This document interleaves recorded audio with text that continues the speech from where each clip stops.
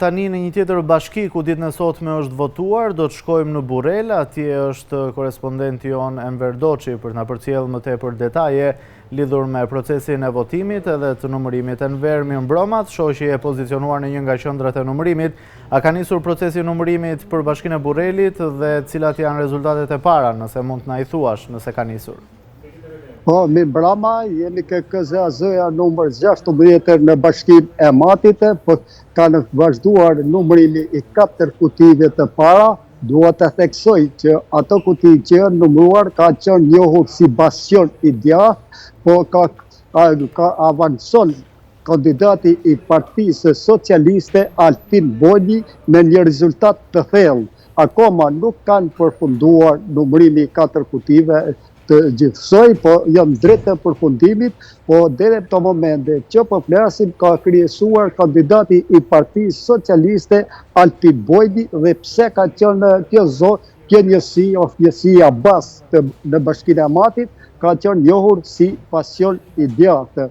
Duhet të theksoj se procesi që në orët e para të sot të mëngjesit deri në orën 18 ku janë mbyllur kutitë e votimit, procesi ka qenë një proces i qetë dhe nuk ka patur probleme në asnjë qendër votimi, në 47 qendrat e votimit, ka qenë një proces shumë i qetë dhe tani vazhdon numërimi deri sa të përfundoj dhe kutia e fundit në bashkinë e Matit. Po dua të theksoj jashtë po festojnë, socialistët jashtë u numëruan një kuti tjetër, ato po festojnë për fitoren e kandidatit të Partisë Socialiste, zotit Altin Bojni.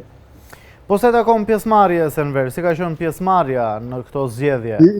Pjesëmarrja është mbi 25% në këto zgjedhje, se nuk janë raportuar, se faktikisht KQZ-ja ka raportuar 34 kuti, po aty totalisht janë 27 kuti dhe është 25%. Kjo mund të bëjë një pjesëmarrje më e mirë se ka qenë në kohët e fundit. Duhet të theksoj që dhe në 2023 dhe në 2025 ka patur të njëjtin përqindje, rreth 29-50%.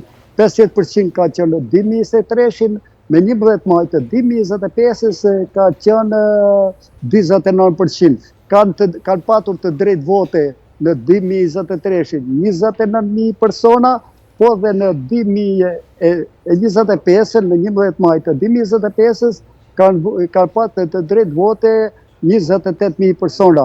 Në 2023 kanë votuar 13.961 persona, në 2025, në 11 maj të 2025, kanë votuar 13.169 persona. Tani nuk dihet se sa persona kanë votuar ditën e sotme për të zgjedhur kryetarin e bashkisë së Matit, që do të drejtojë bashkinë e Matit për një vit të gjithë, pasi Agron Malaj e la mandatin e bashkisë përgjithshëm dhe mori mandatin e deputetit që është sot në Kuvendin e Shqipërisë, deputeti i Kuvendit të Shqipërisë. A janë raportuar problematika në zonat të ndryshme, Enver, qoftë me funksionimin e pajisjeve të identifikimit PEI, siç kemi parë që ka ndodhur disa herë gjatë zgjedhjeve, apo edhe probleme të natyrës politike, konflikte mes personave që qëndronin jashtë qendrave të votimit dhe zyrtarëve politik?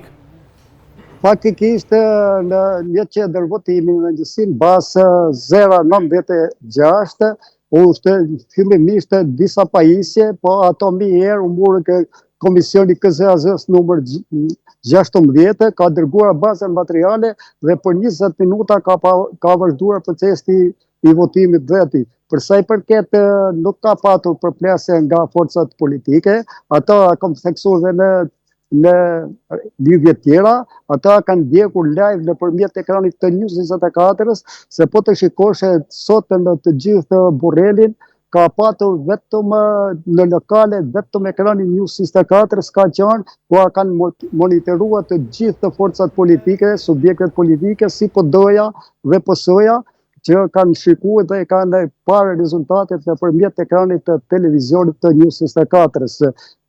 Mund të theksoj, kanë qenë dhe dhe zgjedhjet të zbeta nuk kanë qenë si zgjedhjet e si kanë qenë herët e tjera, që kishte mitingje, kishte grupime njerëzish.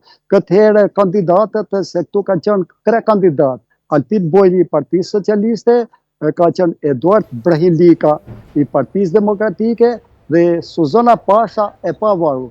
Por kanë bërë prej që kur është shpallur data e zgjedhjeve, ata kanë shkuar në fshat, familje në familje, të kërku votën e të gjithë personave që votojnë në Bashkinë e Amatit dhe për të drejtuar Bashkinë e Amatit. Po dua të theksoj se pa frikë Bashkia e Amatit tani do ta drejtojë zoti Altin Bojli me këto rezultate që po shohun tani ku po numërohen votat.